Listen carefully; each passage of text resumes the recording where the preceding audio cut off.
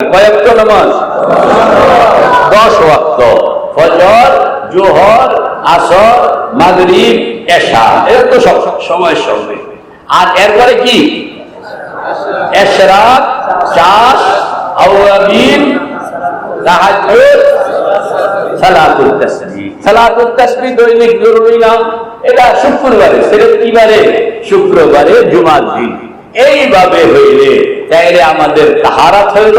তাহারাতের ক্ষেত্রে খুব গুরুত্ব দিই। পেশাব পায়খানা ঢিলাগুলো, এগুলোর ক্ষেত্রে যদি অবহেলা থাকে তো দুইটা ক্ষতি। জাহিরি ক্ষতি হইল সকল রোগ জীবাণু এই দুই রাস্তা দিয়ে আসে। সকল রোগ জীবাণু বর্তমানে বিজ্ঞান এরকম জরুরি বানায় ফেলছে যে অফিস আদালতের মধ্যেও বাথরুমের মধ্যে স্যাভলন থাকে, ডেটল থাকে, তারপরে নানান রকমের জিনিসপত্র থাকে যেন আপনার জীবাণু না ছড়াইতে পারে। এবং ঘর দুয়ার যে পরিষ্কার করা হয় ডেটল দিয়ে পরিষ্কার করা হয় যেন রোগ জীবাণু না ছড়ায়। তো ইস্তেঞ্জা, আল্লাহর হাবিব সুবহানাল্লাহ সুবহানাল্লাহ, যে ঢিলার ব্যবহার, এটা যে কত শক্ত শক্তিশালী তোমার অ্যান্টিবায়োটিক চিন্তাই করা যায়। মাটি হইল এমন জিনিস যে যেই কোনো খারাপ জিনিসের খারাপ দিকে সে হজম করে ফেলতে পারে। একটা জিনিস মরে গেছে, পচা গেছে, কি কাম করবে? দাফন করে ফেলবে। দাফন করলে তার মধ্যে যে বিষাক্ত ক্রিয়াগুলো আছে মাটি এগুলোকে বিলকুল হজম করে ফেলবে এবং হজম করে এটাকে সম্পূর্ণ একটা সুস্থ জিনিস তোমাকে বেরোবে। মাটি থেকে আবার গাছপালা হয়, গাছপালা থেকে আবার ফল ফলাদি হয়, শস্য হয়, এগুলো আমরা খাই, এগুলো বিলকুল পিওর। বিলকুল মাটি হইল সকল জিনিসকে পরিচ্ছন্ন করা সব সর্বোচ্চ শক্তি। ঢিলাগুলো এই জন্য রাখা হয়েছে। কাগজ দিয়ে আমরা যেটা করি এটা কিন্তু ওই রকম সুবিধা পাওয়া যায় না যত সুবিধা ছিল মাটির মধ্যে। সুবহানাল্লাহ সুবহানাল্লাহ। ফরিদাবাদ মাদ্রাসার ফিল্ডের মধ্যে ঢিলা বানাইয়া, এই যে মাওলানা সব কথা বলেন না, ঢিলা বানাইয়া পুরা মাদ্রাসা শুক্রবারে সুবহানাল্লাহ সুবহানাল্লাহ কিরকম দেখা যায় তো। আজকাল এগুলো পোলাবের মনে হয় ইতিহাস হয়ে গেছে, এগুলো তো জানবে না। মাটি তো পাওয়া যায় না, আমরা ঢিলা বানাইয়া সুবহানাল্লাহ সুবহানাল্লাহ। নিজেকে সম্পূর্ণ পরিচ্ছন্ন ওযুর সঙ্গে থাকা, কে কে তৈরি? ইনশাআল্লাহ ওযুর সঙ্গে বলো না, কিভাবে থাকবো? আরে জোরে বলো, ওযুর সঙ্গে। কিভাবে? পুরা টাইম ওযুর সঙ্গে। আল্লাহ, আমাদের বুজুর্গ হযরত শেখ জাকারিয়া রাহমাতুল্লাহ বলে সারা বছর যখনই সবকটা শুরু হয় তখন ভালো করে ওযু করি। নিয়ত হইল ইখতিতামের দর্স পর্যন্ত এই ওযু চলবে। তাহলে মাঝখানে কি ঘুমাইবো না, ইস্তেঞ্জা করবো না? বলে ঘুম ইস্তেঞ্জা সবই আছে, কিন্তু যখনই ওযু ছুটে তখনই ওযু তৈরি হয়ে যায়। ছুটনের সঙ্গে সঙ্গে ওযু তৈরি। সবক চলতেছে ইস্তেঞ্জার হাজত। হযরত শেখ বলেন আমরা আগে কথাবার্তা ফাঁকামুক্ত করে লই যে সাথে যে আছে তার একটা চিমটি দিয়ে দিই। কি দিয়ে দেয়? চিমটি দিলে ওই সাথী লোকটা বুঝে যে আমার ভাই এখন ইস্তেঞ্জায় যাবেন, কাজে হুজুর সবকের রানিং সবকের মধ্যে হুজুর বলে কি বলে, এটা তো বুঝলাম না, এখানে এশকাল হ্যায়। তো একটা এশকাল উড়াই দেয়। হুজুরে ক্যা এশকাল? বলে হুজুর এই এশকাল। তো হুজুরে যতই জবাব দেয় তো বুঝে না, কথা বল না, যতই জবাব দেয় কি ছাত্র এরা বুঝে না, কেন হুজুর বুঝি নাই তো, তা আবারও মানে এবারে দেখে যে আসছে কিনা, উজু করে আসছে কিনা। উজু করে আসন ছাড়া তো এশকাল হল হবে না, কারণ এশকাল তো দেওয়াই হয়েছে হুজুরকে। এই কথা তো কখন যাইব না যে হুজুর আপনার থামেন আমি একটু ইস্তেঞ্জা করে আসি, এই কথা তো কখন যাইব। কাজে এলেমের মধ্যে থাকতে হবে, বয়ানের মধ্যে থাকতে হবে। আর শাগরিদের হক হইল আছে এশকাল ধরনের, সে তার হক খাড়া করা দিছে, হুজুর এশকাল আছে, হুজুরে তো জবাব দিতে আছে, মগর এই ছাত্রের হলে হয় না। কিছুক্ষণ পরে উনি উজু করে আসছেন, আশা করছেন এখন হবে, এখন কি হয়ে গেছে না হল হয়ে গেছে। তো একবার দুইবার করে হুজুরও বুঝিয়ে আরে আমি যতই বুঝাই তোর তো বুঝে আসবে না, কারণ এই লোকটা এখনো উজু করে আসে নাই। উজু করে আসলে না হল হবে, এছাড়া তো হল হবে না। মজার জিনিস, বড় চমৎকার যে আমাদের আকাদের বুজুর্গানে দিন উস্তাদের আজমত ঠিক, সবক ঠিক, আর বয়ানও ঠিক, আবার ওযুও ঠিক, আবার কি ওযুও ঠিক। এরা হইল আল্লাহু আকবার, ওয়াল্লাযীনা জাহাদু ফীনা লানাহদিয়ান্নাহুম সুবুলানা ওয়া ইন্নাল্লাহা লামাআল মুহসিনিন।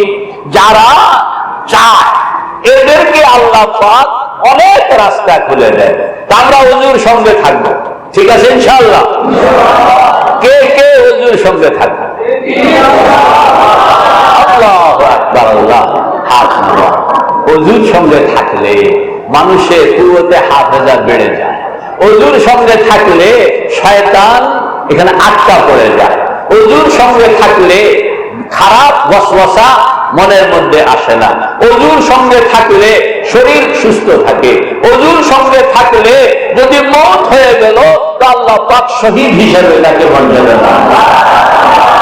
সুবহানাল্লাহ, সুবহানাল্লাহ। তাহারাত জরুরি। এরপরে নামাজের পাবন্দি শরীরটাকে সুস্থকরণের জন্য। আমি অবশ্য এই লাইনে খুব বেশি একটা কথা বলবো না।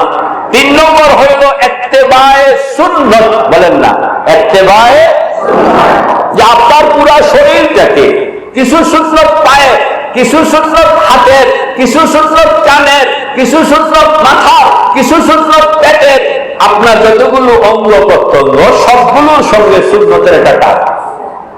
আপনি প্রত্যেকটা অঙ্গকে তার নিজস্ব সুন্নতের লাইনে চালাইবেন, আর কিছু না। প্রত্যেকটা অঙ্গকে আমি কথা বলবো তাহলে এটা সুন্নতের লাইনে হইতে হবে, গ্রাম নিব সুন্নতের লাইনে হইতে হবে, দেখবো সুন্নতের লাইনে হইতে হবে, শুনবো সুন্নতের লাইনে হইতে হবে। যদি সুন্নতের লাইন না হইলো তাহলে এটা বন্ধ থাকবে। এই সিদ্ধান্ত যদি আপনি নিতে পারেন তাহলে আপনার পুরা জিন্দেগি শরীরের লাইনের আর কোনো ঝামেলা নাই। কে কে তৈরি ইনশাআল্লাহ? মানে সুন্নতের বাইরে আল্লাহ পাকের দেওয়া শরীরের আমানত কোন একটা অঙ্গকে সুন্নতের বাইরে চলতে দিব না। इंशाअल्लाह पारवें तो सितारों से आगे जहां और भी है अभी इश्क के इम्तिहान और भी है उलझ कर न जाल में रंगबू पर तेरे आसमां और भी है ভিতরে হিম্মত থাকতে হবে যে আমি আমার জীবনের আমার শরীরের সবগুলো অঙ্গ প্রত্যঙ্গকে সুন্নতের উপর আল্লাহর হাবিবের সুন্নতের উপর রাখবো। এই সিদ্ধান্ত যে করতে পারে তার শরীর বিষয়ক আর কোনো ঝামেলা থাকে না। তিনটা কথা হইল তাহারাত, সালাত আর সুন্নত। আল্লাহর হাবিব হইলেন আমাদের ইমাম। বলেন না আল্লাহর হাবিব হইলেন আমাদের ইমাম। একটা হলো ছোট ইমাম আর একটা হলো বড় ইমাম। ছোট ইমাম হইল নামাজের ইমাম, বড় ইমাম হইল জিন্দেগির ইমাম। কথা বলেন, ছোট ইমাম হইল নামাজের ইমাম অল্প 5 মিনিটের জন্য। কিরকম? উনি দাঁড়াইলে আপনি দাঁড়ানো, উনি রুকুতে আপনি দাঁড়ানো, কোথায়? উনি সেজদায় আপনি, উনি বৈঠকে আপনি, উনি সালাম ফিরে এলেন আপনি দেখছেন। ওনার এটা কি ইক্তেদা, ইমাম যেভাবে আমি সেই। এটা হলো নামাজের পিরিয়ডটা, ছোট ইমাম। আরেকটা হলো বড় ইমাম। নামাজের যেরকম একজন ইমাম এরকম জিন্দেগিরও একজন ইমাম। নামাজের ইমাম তো আমাদের হাফেজ আলী আকবর সাহেব হুজুর, আর জিন্দেগির ইমাম হইলেন মুহাম্মদুর রাসূলুল্লাহ সাল্লাল্লাহু আলাইহি ওয়াসাল্লাম। এটাই হইল ইত্তেবায়ে সুন্নাত। এটা হইল ইত্তেবায়ে শরীরটার ব্যাপারে আমার একটু কথা। আর 2 নম্বর হইল যে এই শরীরকে গুনাহর সঙ্গে লাগতে না দেওয়া। আমাদের বুজুর্গরা বলেন 2টা পদ্ধতি আছে। আসান পদ্ধতি হইল যে আপনার শরীরকে যদি সুন্নতের সঙ্গে লাগাইয়া রাখেন তো গুনাহ অটোমেটিক জড়ে। আরেকটা পদ্ধতি হইল যে শরীরকে গুনাহ থেকে মুক্ত রাখার জন্য ইন্টেনশনালি পদক্ষেপ গ্রহণ করো, এটা কঠিন। আর ইতিবাচক লাইনে, যে আপনি ভালো রাস্তায় হাঁটতে থাকেন, অটোমেটিক পুরা রাস্তায় ধরে যাবে। আলোর মধ্যে থাকেন, তাহলে অন্ধকার অটোমেটিক চলে যাবে, অন্ধকারকে ধমকাইয়া জোড়ানোর দরকার হবে না। এরপরও বুজুর্গানে দিন গুনাহ থেকে বেঁচে থাকার একটা মেহনত ইনারা করেন। আমরা যেহেতু ছাত্র, থাকি মাদ্রাসার পরিমণ্ডলে, আমাদের এই দরকারে নেই। খালি একটা জিনিস, মোবাইল রাখবেন না।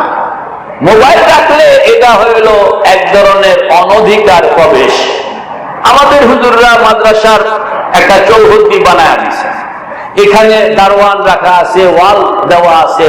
শয়তান ঢুকনের সুযোগ নাই, বদমাইশ ঢুকনের সুযোগ নাই, গুন্ডা ঢুকনের সুযোগ নাই, বেপর্দা ঢুকনের সুযোগ নাই, গুনার গান বাজনা ঢুকনের সুযোগ নাই। সব নোমান সাহ হুজুর ভালো করে আটকায় রাখছে, ঠিক না ঠিক? মোবাইলটাই বেজাল করে, মোবাইলটাই এখানে বয়ে বয়ে আপনি টিপবেন, বাইরের পুরা কাহিনী ভিতরে ঢুকে গেছে উইদাউট পারমিশন, না উইদাউট পারমিশন। এই মোবাইলটাই বেজাল করে। এই জন্য আমাদের অধিকার হিসাবে বলি না, আপনি তথ্য অধিকার আইনে মোবাইল ব্যবহার নেয়ানোর অধিকার আপনার আছে, কিন্তু আপনি সার্টেন পিরিয়ড, এখন আপনি আমাদের হাসপাতালের রোগী, হাসপাতালের রোগী হিসাবে ডাক্তার আপনাকে যেইভাবে বলে এইভাবে আপনাকে চলতে হবে। যদি না চলেন তাহলে আপনার সুস্থতা বিঘ্নিত। এই জন্য মোবাইল এটাকে তালাক দিতে হবে, 3 তালাক, কেটে দেয়া। মিশা কথা, মিশা কথা, মিশা কথা, এই মিশা কথা, হাসা কথা তো কেটে দেয়া, হাসা হাসা। এইটা সব বেদানের গোড়া হইল এই মোবাইল।